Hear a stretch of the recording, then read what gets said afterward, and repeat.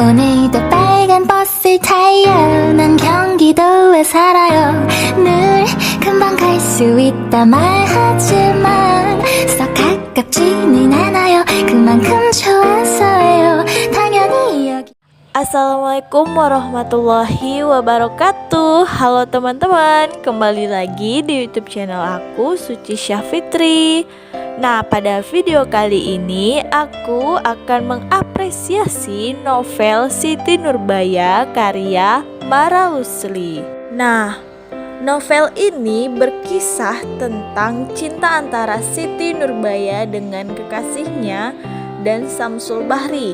Siti adalah anak dari bangsawan Baginda Sulaiman dan Samsul Bahri, anak pembesar bernama Sultan Mahmud Syah. Pengakuan cinta mereka baru muncul saat Samsul Bahri hendak pergi ke Batavia. Dan tokoh lainnya yaitu bernama Datuk Maringgi. Ia seorang yang terpandang di desanya. Ia menyimpan rasa dengki atas keberhasilan ayah Siti. Ia kemudian berbuat jahat dan menjatuhkan usaha Baginda Sulaiman dan membuatnya bangkrut dan tak berdaya. Dengan maksud yang licik, Datuk Maringgi meminjamkan uangnya pada Baginda Sulaiman. Berkat pinjaman uang dari Datuk Maringgi tersebut, usaha dagang Baginda maju pesat. Namun sayang, rupanya Datuk Maringgi menjadi iri hati melihat kemajuan dagang yang dicapai oleh Baginda Sulaiman itu. Maka dengan seluruh orang suruhannya, yaitu pendekar 5, pendekar 4, serta pendekar 3, serta yang lainnya, Datuk Maringgi memerintahkan untuk membakar tokoh Baginda Sulaiman. Dan tokoh Baginda pun habis terbakar. Akibatnya Baginda Sulaiman jatuh bangkrut dan sekaligus dengan hutang yang menumpuk pada Datuk Maringgi. Di tengah-tengah musibah tersebut, Datuk Maringgi menagih hutangnya kepadanya. Jelas tentu saja Baginda Sulaiman tidak mampu membayarnya. Hal ini memang sengaja dilakukan oleh Datuk Maringgi, sebab dia sudah tahu pasti bahwa Baginda Sulaiman tidak mampu membayarnya. Dengan alasan hutang tersebut, Datuk Maringgi langsung menawarkan bagaimana kalau Siti Nurbaya, putri Baginda Sulaiman, dijadikan istri Datuk Maringgi. Kalau tawaran Datuk Maringgi ini diterima, maka hutangnya lunas. Dengan terpaksa dan berat hati, akhirnya Siti Nurbaya diserahkan untuk menjadi istri Datuk Maringgi. Waktu itu Samsul Bahri, kekasih Siti Nurbaya, sedang menuntut ilmu di Jakarta. Namun begitu Samsul Bahri tahu bahwa kekasihnya diperisti oleh orang lain. Hal tersebut ia ketahui dari surat yang dikirim oleh Siti Nurbaya kepadanya. Ia sangat terpukul oleh kenyataan itu. Cintanya yang menggebu-gebu padanya kandas sudah. Begitupun dengan Siti Nurbaya sendiri. Hatinya pun begitu hancur pula. Kasihnya yang begitu dalam pada Samsul Bahri kandas sudah akibat petaka yang menimpa keluarganya. Tidak lama kemudian, ayah Siti Nurbaya jatuh sakit karena derita yang menimpanya begitu beruntun. Dan kebetulan itu Samsul Bahri sedang berlibur, sehingga ia punya waktu untuk mengunjungi keluarganya di Padang. Di samping kepulangannya ke kampung pada waktu liburan karena rindunya pada keluarga, sebenarnya ia sudah hendak mengunjungi Siti Nurbaya yang sangat ia rindukan. Ketika Samsul Bahri dan Siti Nurbaya sedang duduk di bawah pohon, tiba-tiba muncul Datuk Maringgi di depan mereka. Datuk Maringgi begitu marah melihat mereka berdua yang sedang duduk bersenda gurau itu, sehingga Datuk Maringgi berusaha menganiaya Siti Nurbaya. Samsul Bahri tidak mau membiarkan kekasihnya dianiaya, maka Datuk Maringgi dipukul hingga terjerembab jatuh ke tanah. Karena saking kaget dan takutnya, Siti Nurbaya berteriak keras hingga terdengar oleh ayahnya di rumah yang sedang sakit keras. Mendengar teriakan anak yang sangat dicintainya itu, ia berusaha bangun, namun karena ia tidak kuat, ayah Siti Nurbaya kemudian jatuh terjerembab di lantai. Dan rupanya itu juga membuat nyawa Baginda Sulaiman langsung melayang. Karena kejadian itu, Siti Nurbaya oleh Datuk Maringgi diusir karena dianggap telah mencoreng nama baik keluarganya dan adat istiadat. Siti Nurbaya kembali ke kampungnya dan tinggal bersama bibinya. Sementara Samsul Bahri yang ada di Jakarta hatinya hancur dan penuh dendam kepada Datuk Maringgi yang telah merebut kekasihnya. Siti Nurbaya menyusul kekasihnya ke Jakarta, namun di tengah perjalanan ia hampir meninggal dunia.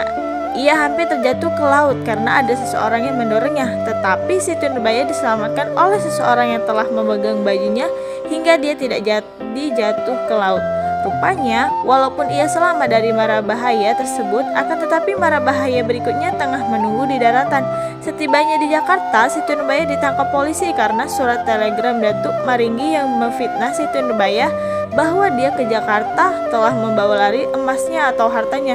Samsul Bahri berusaha keras menolong kekasihnya itu agar pihak pemerintah mengadili Siti Nurbaya di Jakarta saja, bukan di Padang seperti permintaan Datuk Maringgi. Namun usahanya sia-sia. Pengadilan tetap akan dilaksanakan di Padang karena tidak terbukti bersalah. Akhirnya Siti Nurbaya bebas. Belum puas, Datuk Maringgi menyuruh seseorang meracuni Siti Nurbaya yang mengakibatkan Siti Nurbaya meninggal. Hal ini mengakibatkan ibu Samsul Bahri sedih dan meninggal. Samsul Bahri yang mengetahui hal tersebut sangat sedih dan mencoba bunuh diri, namun ia berhasil diselamatkan. Beberapa waktu kemudian, Samsul Bahri yang sudah naik pangkat menjadi letnan dikirim oleh pemerintah Belanda ke Padang untuk memberantas para pengacau yang ada di daerah Padang. Para pengacau itu rupanya salah satunya adalah Datuk Maringgi. Maka terjadilah pertempuran sengit antara orang-orang Letnan Mas atau gelar Samsul Bahri dengan orang-orang Datuk Maringgi. Letnan Mas berduel dengan Datuk Maringgi. Datuk Maringgi dihujani peluru oleh Letnan Mas. Namun sebelum itu Datuk Maringgi telah sempat melukai Letnan Mas dengan pedangnya. Datuk Maringgi meninggal di tempat itu juga, sedangkan Letnan Mas dirawat di rumah sakit. Sewaktu di rumah sakit sebelum ia meninggal dunia, ia minta agar dipertemukan dengan ayahnya untuk minta maaf atas segala kesalahannya. Ayah Samsul Bahri juga sangat menyesal telah mengata-ngatainya tempo dulu, yaitu ketika kejadian Samsul Bahri memukul Datuk Maringgi dan mengacau keluarga orang yang sangat melanggar adat istiadat dan memalukan itu. Setelah berhasil bertemu dengan ayahnya, Samsul Bahri pun meninggal dunia.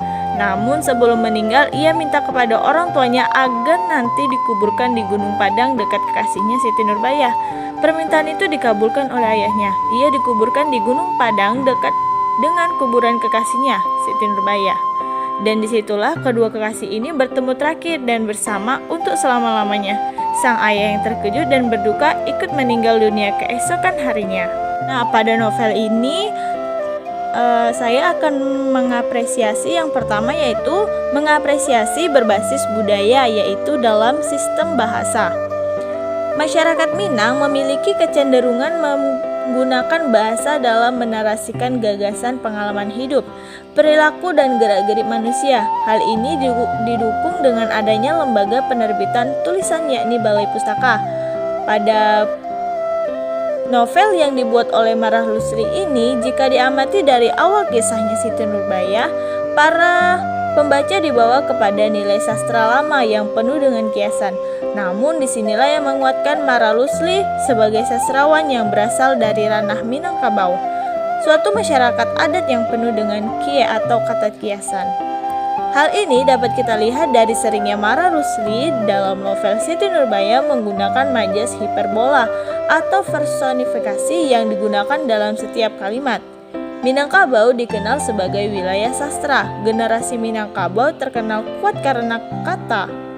Kata adalah sesuatu kekuatan budaya yang dominan di dalam pergaulan bertata krama di Minangkabau. Bila seseorang tidak mengerti dengan kiasan dan ujung kata yang ditujukan kepadanya, maka ia dipandang sebagai orang kurang atau orang yang rendah pikir. Maka dari itu, Marah Lusri menggunakan berbagai kiasan, pantun, dan sebagainya pada novel Siti Nurbaya untuk menunjukkan ragam kata atau kiasan dan intelektualnya seperti pada kutipan berikut. Pandangan matanya tenang dan lembut sebagai janda baru yang bangun tidur. Hidungnya mancung sebagai bunga melur. Bibirnya halus sebagai delima merekah, dan di antara kedua bibir itu kelihatan giginya rapat berjajar sebagai dua baris gading yang putih.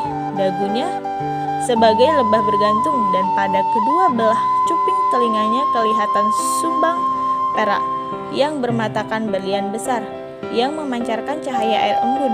Di lehernya yang jenjang tergantung pada ranjai emas yang halus, sebuah tokoh hati-hati dan bermatakan permata delima. Jika ia minum, seakan-akan terbayanglah air yang diminumnya di dalam kerongkongannya. Suaranya lemah lembut, bagai bulu perindu, memberi pilu yang mendengarnya. Dadanya bidang, pinggangnya ramping, lengannya dilingkari gelang ular-ular yang bermatakan beberapa butir berlian yang menyala-nyala sinarnya. Pada jari manis tangan kirinya yang halus itu kelihatan sebentuk cincin mutiara yang besar matanya. Kakinya baik tokohnya dan jalannya lemah gemulai. Kutipan ini menunjukkan gaya penulisan yang digunakan masih menggunakan gaya bahasa dan sastra lama yang menggunakan ejaan Van Opus Gen, yang mengharuskan adanya pemahaman yang lebih dalam agar makna dalam novel tersebut dapat dipahami. Dalam novel ini juga banyak ditemukan tradisi berbalas pantun atau batombe yang merupakan ciri khas masyarakat Minangkabau seperti terdapat dalam kutipan berikut. Dengarlah olehmu pantun ini. Seragi kain dengan benang, biar terlipat jangan digulung. Serasi adik dengan abang, sejak di rahim bunda dikandung. Sesungguhnya demikian rupanya, jawab Nurbaya sambil membalas pantun Samsul. Dari Medang ke Pulau Banda, belajar jauh ke Bintuhan, 3 bulan dikandung bunda, jodohlah ada pada Tuhan. Lalu dijawab oleh Samsul. Anak Cina duduk menyurat di atas meja batu. Dari dunia sampai akhirat, tubuh yang dua jadi satu. Kutipan tersebut menunjukkan masyarakat Minang memang memiliki kecerdasan dalam mengolah bahasa dan berpikir.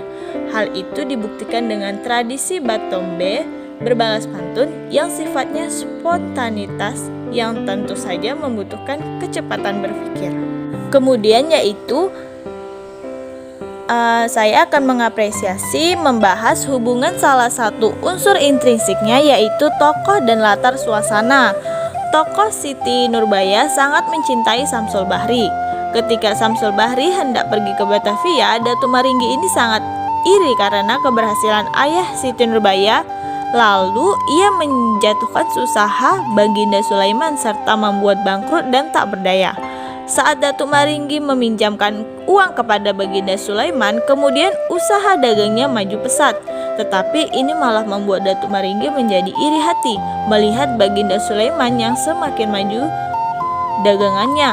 Lalu Datuk Maringgi memerintahkan pendekar 5, pendekar 4, pendekar 3 untuk membakar toko Baginda Sulaiman.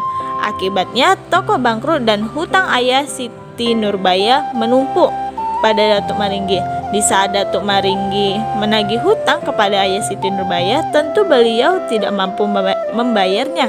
Nah, ini sengaja dilakukan oleh Datuk Maringgi sebab dia sudah tahu bahwa Baginda Sulaiman tidak mampu membayarnya. Dengan alasan tersebut, Datuk Maringgi langsung menawarkan bagaimana kalau Siti Nurbaya, putri Baginda Sulaiman, dijadikan istri Datuk Maringgi.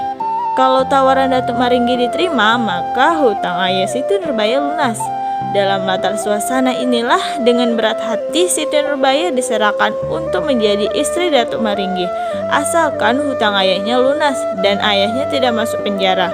Hal ini terungkap dalam kutipan, tatkala kulihat ayahku akan dibawa ke dalam penjara sebagai penjahat yang bersalah besar. Gelaplah mataku dan hilanglah pikiranku, dan dengan tiada ku ketahui keluarlah aku dan berteriak, jangan penjarakan ayahku, biarlah aku jadi istri Datuk Maringgi. Pada kutipan itulah menunjukkan dharma bakti Siti Nurbaya kepada ayahnya yang akan dibawa ke penjara. Ia pun akhirnya menyetujui menikah dengan Datuk Maringgi demi menyelamatkan ayahnya itu. Ia pun rela menukar kebahagiaannya dengan menikahi laki-laki yang dibencinya untuk menembus hutang ayahnya. Baginya kebahagiaan ayahnya lebih penting daripada kebahagiaannya sendiri. Hal itu didasari pada keyakinan bahwa ridho Allah adalah ridho orang tua, sehingga ia pun memilih mengutamakan ayahnya sebagai manifestasi ridho Allah. Keyakinan pada kekuasaan Allah terpatri kuat pada dirinya. Mungkin sampai sini saja, lebih dan kurangnya saya mohon maaf. Assalamualaikum warahmatullahi wabarakatuh.